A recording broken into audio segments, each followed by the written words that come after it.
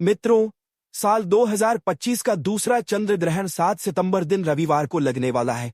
यह चंद्र ग्रहण भारत में साफ साफ रूप से देखा जा सकेगा, लेकिन भारत में यह कितने बजे लगेगा और इसका सूतक का समय क्या होगा, साथ ही यह चंद्र ग्रहण कब समाप्त होगा,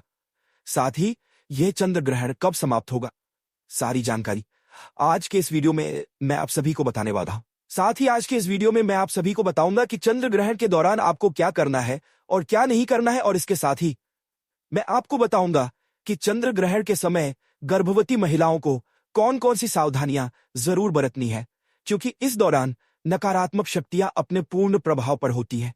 तो इस दौरान गर्भवती महिलाओं को क्या करना है और क्या नहीं करना है, साथ ही उन्हें कौन से ऐसे उपाय जरूर करने होंगे ताकि उनका होने वाला जो शिशु है उस पर चंद्र ग्रहण का दुष्प्रभाव एकदम सुरक्षित रहे। तो मित्रों इस वीडियो के माध्यम से आप सभी लोगों को साल 2025 के दूसरे और महाचंद्र ग्रहण की संपूर्ण जानकारी मिलेगी, इसीलिए इस वीडियो को लास्ट तक जरूर देखिएगा।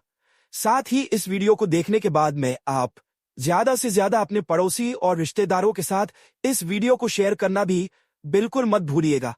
साथ ही चंद्र ग्रहण की इस वीडियो को लाइक करके हमारे चैनल सब्सक्राइब जरूर कीजिएगा, ताकि आने वाली हर एक वीडियो सबसे पहले आपको संपूर्ण जानकारी के रूप में मिल सके। तो मित्रों, साल 2025 में कुल 4 ग्रहण हैं, जिनमें से 2 सूर्य ग्रहण और 2 चंद्र ग्रहण है। और इस साल 2025 में जो पहला चंद्र ग्रहण था वह 14 मार्च को लग चुका है, और अब साल 2025 का यह दूसरा और अंतिम चंद्र ग्रहण 7 सितंबर दिन रविवार को लगने जा रहा है। पर मित्रों, यह कोई मामूली चंद्र ग्रहण नहीं होगा, बल्कि एक महाचंद्र ग्रहण होगा, जिसका न केवल पूरी दुनिया के ज्योतिष पंडित बल्कि एस्ट्रोलॉजर भी बेसब्री से इंतजार कर रहे हैं। आपको बता दें कि ज्योतिष शास्त्र में चंद्र ग्रहण को अशुभ घटना के रूप में देखा जाता है, क्योंकि चंद्र ग्रहण के दौरान चंद्रमा पीड़ित अवस्था में होते हैं और अशुभ फल देते हैं, क्योंकि इस समय चंद्रमा की जो शक्ति है वह बिल्कुल ही क्षीण होती है। इस दौरान कई ऐसे कार्य हैं जिनको करना बिल्कुल ही वर्जित होता है। खास तौर पर जो शुभ कार्य हैं उन्हें चंद्र ग्रहण के समय बिल्कुल भी नहीं करना चाहिए। आपको बता दें कि चंद्र ग्रहण एक खगोलीय घटना है। जब पृथ्वी सूर्य और चंद्रमा के बीच में आती है तब इसे ही चंद्र ग्रहण कहा जाता है। आपको बता दें कि साल 2025 में 7 सितंबर को लगने वाला यह चंद्र ग्रहण एक पूर्ण चंद्र ग्रहण होगा। इसमें पृथ्वी चंद्रमा को पूरी तरीके से ढक लेगी, और 7 सितंबर का लगने वाला यह चंद्र ग्रहण भाद्रपद मास के शुक्ल पक्ष की पूर्णिमा तिथि को लगेगा। चलिए अब जान लेते हैं कि 7 सितंबर को लगने वाला यह चंद्र ग्रहण कहां पर दिखाई देगा। तो यह चंद्र ग्रहण भारत के हर शहर से साफ साफ देखा जा सकेगा, और भारत के साथ साथ यह चंद्र ग्रहण संपूर्ण एशिया, ऑस्ट्रेलिया, यूरोप, न्यूजीलैंड, पश्चिम और उत्तरी अमेरिका, दक्षिणी अमेरिका और अफ्रीका के पूर्वी क्षेत्रों में दिखाई देगा। और अब बात कर लेते हैं इस चंद्र ग्रहण के समय की। तो मित्रों, भारतीय समय के अनुसार इस चंद्र ग्रहण की शुरुआत 7 सितंबर 2025 की रात 9:58 पर हो जाएगी, और इस चंद्र ग्रहण की समाप्ति मध्य रात्रि उपरांत यानी कि देर रात 1:26 पर होगी। इस चंद्र ग्रहण की कुल अवधि लगभग 3 घंटे 222 तक रहेगी।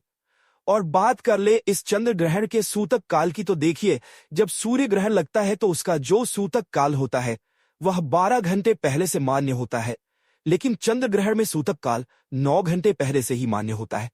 और क्योंकि यह चंद्र ग्रहण भारत में दिख रहा है, इसलिए भारत में भी इस चंद्र ग्रहण का सूतक काल बिल्कुल ही मान्य होगा। इस बात का आप थोड़ा सा ध्यान रखिएगा।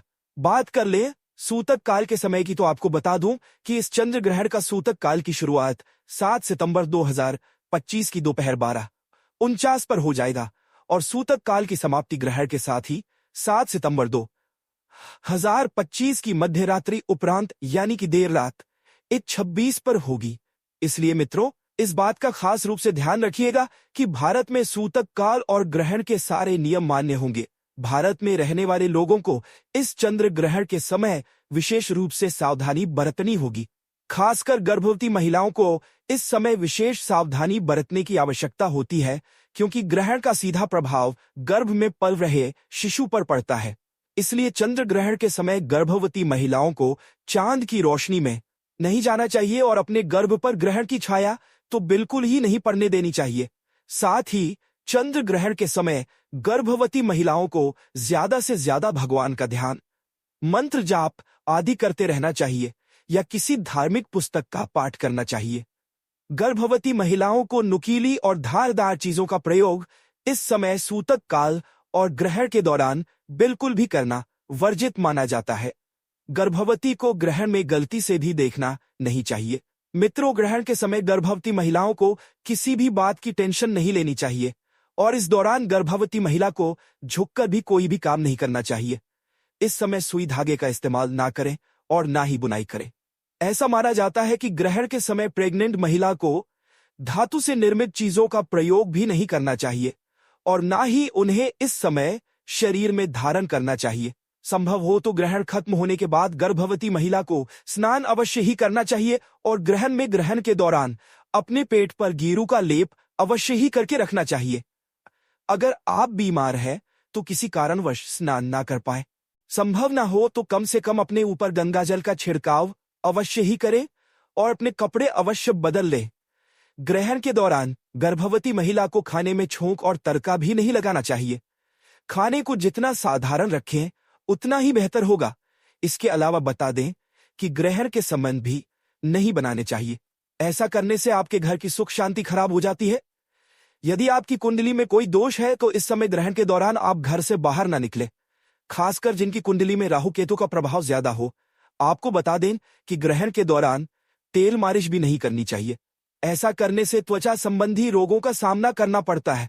दोस्तों, ग्रहण के समय तुलसी के पत्तों का विशेष महत्व होता है। इस समय तुलसी के पत्तों को तोड़ना अशुभ माना जाता है। किसी भी चीज में खाने पीने की जो चीजें हैं उनमें तुलसी दल तोड़कर पहले से ही रख लें और फिर उन्हें जरूर ही डालें। इसके अलावा बता दें कि चंद्र ग्रहण के समय सभी लोगों को कुछ खास बातों का जरूर ध्यान रखना चाहिए, क्योंकि चंद्र ग्रहण का नकारात्मक प्रभाव सभी लोगों के जीवन में देखने को मिलता है। ध्यान रखें कि चंद्र ग्रहण के दौरान बालों में तेल लगाना, भोजन करना, पानी पीना, सोना या बाल बनाना, ये सभी कार्य बिल्कुल ही वर्जित होते हैं। इस दौरान कपड़े धोना, बर्तन धोना, खाना बनाना या फिर ताला खोलना और दंत मंजन करने की भी मनाही की जाती है। अगर आप बीमार हैं, बुजुर्ग हैं या बच्चे हैं या फिर गर्भवती महिला है और इस समय ग्रहण के समय कुछ भी खाने पीने की आवश्यकता हो तो आप ग्रहण के सूतक काल लगने से पहले ही खाने पीने की पूरी तैयारी कर लें और हर एक खाने पीने के सामान में तुलसी दल डालना बिल्कुल भी ना भूलें। इससे उन अन्न और जल में ग्रहण का दोष नहीं लगता है और आप ग्रहण की नकारात्मकता से एकदम सुरक्षित रहेंगे। मित्रों, इसके अलावा चंद्र ग्रहण के समय कोई भी शुभ कार्य नहीं करना चाहिए। आपको बता दें कि ग्रहण के दौरान पूजा भी निषेध मानी गई है। इस दौरान आरती पूजा पाठ करने की मनाही होती है। इस दौरान मूर्ति का स्पर्श करना बिल्कुल ही वर्जित होता है, क्योंकि इस समय प्रकृति सबसे ज्यादा संवेदनशील स्थिति में होती है।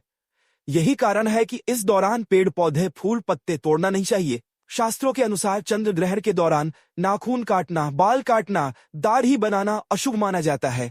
आप ग्रहण के समय मांस, मछली, मदिरा आदि का सेवन भी न करें। ग्रहण की अवधि में यह सब चीजें नहीं खानी चाहिए। सिगरेट और शराब जैसे नशीले पदार्थों से भी बचना चाहिए। चंद्र ग्रहण के दौरान आपको किसी भी तरह का मनोरंजन भी नहीं करना चाहिए। कुछ लोग टाइम पास करने के लिए जुआ या ताश आदि खेलते हैं, जो कि बहुत ही गलत होता है। आपको बता दें कि ग्रहण के समय किसी दूसरे का दिया हुआ अन्न भी नहीं खाना चाहिए, वरना आपके ऊपर भार पड़ता है और 12 वर्षों का पुण्य नष्ट हो जाता है। एक बात का ध्यान रखें कि ग्रहण के दौरान बाहर का खाना भी नहीं खाना चाहिए। इस दौरान सोना नहीं चाहिए, लेकिन गर्भवती महिला, बूढ़े और बच्चों पर यह नियम लागू नहीं होता है। मित्रों, ग्रहण के समय जितना हो सके ईश्वर का ध्यान करना चाहिए। ग्रहण के समय लड़ाई झगड़ा भी नहीं करना चाहिए। इस दौरान झूठ, कपट, बुरे विचारों से परहेज करें। ग्रहण काल में मन और बुद्धि पर पड़ने वाले कुप्रभाव से बचने के लिए आपको ज्यादा से ज्यादा भगवान का नाम जप करना चाहिए या किसी मंत्र का जाप करना चाहिए। आप चंद्र ग्रहण के दौरान चंद्रमा के मंत्रों का जाप करें। एक मंत्र मैं आप सभी को बता रहा हूं, इसे आप कहीं नोट कर लें और चंद्र ग्रहण के दौरान आप इसका जाप कर सकते हैं। मंत्र है ओम चंद्र नमः या फिर ओम सोम सोमाय नमः। मंत्र का जाप कर सकते हैं और ग्रहण समाप्त होने के बाद गंगाजल डालकर स्नान अवश्य करें। पूरे घर में झाड़ू और पोछा लगाएं। गंगा जल का छिड़काव घर के मंदिर से लेकर घर के हर एक कमरे में जरूर ही करें। इसके बाद आप किसी जरूरतमंद गरीब या ब्राह्मण को अन्य धन और वस्त्र का दान करें। इससे आपको पुण्य की प्राप्ति होगी।